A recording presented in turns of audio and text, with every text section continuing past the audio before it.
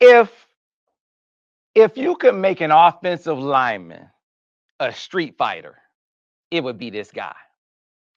If an offensive lineman was a bare knuckles fighter, it would be this guy. If UFC had an offensive lineman, it would be this dude. It would be this guy. Man, I swear, if I'm a coach and I'm teaching a guy to play till the whistle, like to the end of the whistle, Avery Gach is the guy that I'm talking about. And I'm talking about to the end of the whistle. You know how some coaches say play to the whistle? No, play to the end of the whistle. That's Avery. Avery, how you doing? I'm good. How are you? Did I describe you accurately, Avery? Yeah, I like that description. The pride of Birmingham Groves, man.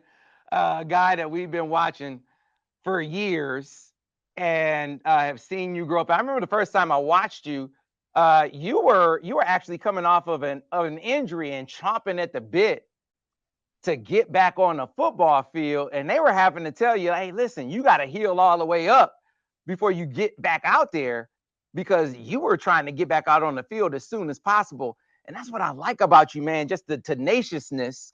That is what drives you. Let's talk about the switch you have because you're a soft smoking guy off the field, but an animal on the field. What about that switch you have?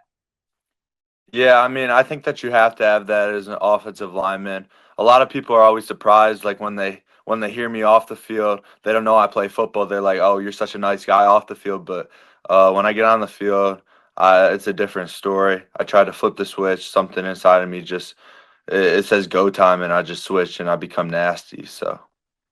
Yeah, man. It nasty is a good way to put it. And look, I know, let me be clear when I talk about the description of Avery, it's not a penalty.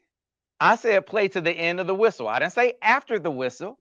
I just said, push it as long as you can without picking up a penalty. That's what I'm talking about. I like to see a little nastiness and a little edge. And that's what seems to be the theme of this offensive line class, Avery. It's evident in Caden. It's evident in Babs. I mean, did you see that in the other guys too? Because it feels like the whole crew plays that way. Yeah, and I'm excited to play with all those guys because it's just gonna be really fun. All of us are nasty, all of us are physical players, and I guess that's just what Coach Newsome likes. He must be recruiting all those guys. So It felt like watching you in your recruitment because you had everyone. You had yeah, everyone. O State. O State was in there. I know your parents' alma mater, Michigan State was in there too, right? mm, But there was a time where I know you were nervous about, hey, is Coach Moore going to be here? Because there were other schools that were trying to get him as a head coach. You didn't know if was Coach Harbaugh going to leave or stay, and if he left, would Coach Moore get the job? And so that kind of made you nervous. How did you navigate that? And what about your relationship with Coach Moore? Because it felt like that was the key, that was pivotal in your decision to become a Wolverine. right. I feel like they were very transparent throughout the whole process of when they were switching over head coaches and O line coaches. I was a bit nervous about who's going to be the next guy who's going to be coaching me because I wanted to know, right? It's a big deal. So, but when it happened, when they moved Coach Moore over to head coach from O line coach and Coach Newsome in from tight end coach to O line coach, I mean, that was the perfect fit for me just because I knew Coach Newsome from before. He was recruiting me a little bit, even though he was the tight ends coach.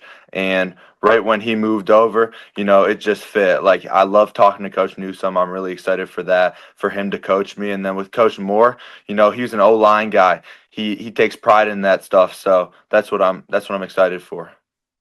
Yeah, man, you got the best of both worlds. You got the guy who you formed a relationship with becoming the head coach, right? That you bonded with, and then you got Coach Newsome, who was in there involved in your recruitment, becoming your position coach. So that you get the best of both worlds, and then you get a chance Sure. to room with guys who you really connected with. So I mean, the first time I met you, well, I think you were with Bobby. So what about that? I mean, the bond that you have with Bobby and Eli, those are like your guys, man, that you've been in this class with forever. What about your bond and your connection with those two? Yeah, for sure. Our connections are very strong. I would say I knew probably I don't know who I figured out who I knew first, but me and Eli and Bobby all have a very strong connection. I think it just comes from us being hard workers, to be honest, and loving football at the end of the day. I think that's why we connect the most. But, we're always texting. We have a group chat, we're staying in touch all the time. We just can't wait till we move in together, and it's going to be awesome. So. Yeah, man, it's gonna be. Can't wait to see you guys all be able to make it up. So, I gotta tell you, I couldn't help but think about guys like you who were considering Ohio State but chose Michigan when Michigan goes down there and pile drives those guys. Just physically beats up on them the way that they did and upsets them and does something no one thought they could do. How did that hit you? How excited were you to see Michigan do what no one thought they could do last week? Oh, it was amazing. That feeling was great watching them ball out on national television, 4 years in a row. I remember being a recruit these past couple of years going to the game. And, I went to it when it was at the shoe. I went to it when it was at the big house. And, it's just great both times. I always joke around when I was in the shoe and watched Michigan beat Ohio State. I've never seen so many grown men cry. It's just, it's insane. That rivalry is so strong. And yeah, it's awesome. Yeah, man. It is fun. It is fun to see them cry. Buckeye tears. Nothing like it. Nothing like Mm. it, man. So I gotta ask, you choose Michigan in a house that was a Spartan house. How was that for you initially? You growing up with Spartan ties and having an allegiance or building an allegiance to Michigan. When did that switch flip for you? Um, when I was younger, I could never see myself playing for Michigan or any other school than Michigan State, to be honest with you. But when I first got into the recruiting process, it flipped my mind completely. You really don't see, if you're not a recruit, you don't see how the program really works, and you don't see what's inside the building. And when I figured out what's inside the building at Michigan, it's just something special that I couldn't find anywhere else. The energy there, the enthusiasm, the coaching, the culture. It's just that really stole me. So yeah. Yeah, yeah, man. Outstanding. Outstanding to see. And so speaking of your parents, it's been a joy to kind of watch it through. I've been obviously talking to Dave, your dad, Yep. along the way. And so to watch it through his eyes and to see the journey has been a joy. But for you and the support that you've gotten from your family, what has that meant? The support that you've gotten, how important has that been? I want to give you an opportunity to shout them out. Yeah, it's been huge. Everyone who supported me have been super supportive, especially the main people being my parents, my younger brother Eli, but especially my dad because he loves college football. He's really helped me throughout this recruiting process, and my parents, my mom Amy, have been keeping me humble throughout the whole entire process.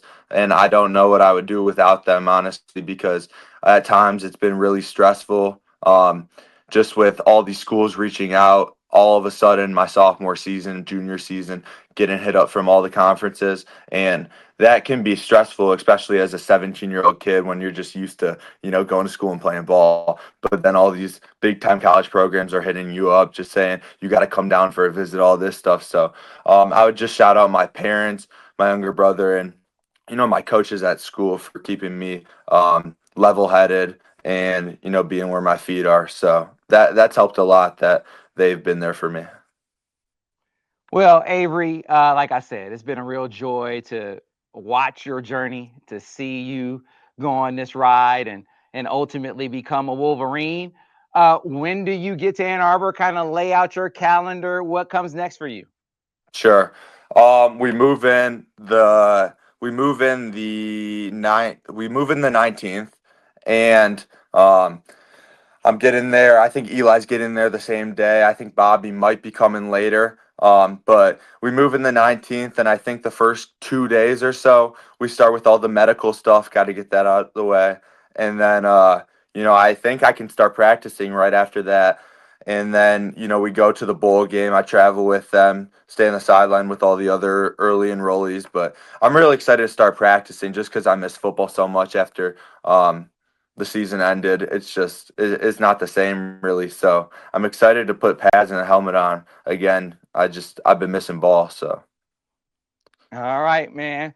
Well, can't wait to see you do your thing. Good luck. Get a chance to practice with the team. Proud of you, man, and congratulations. And we'll see you in a couple weeks. yeah, thanks again for having me.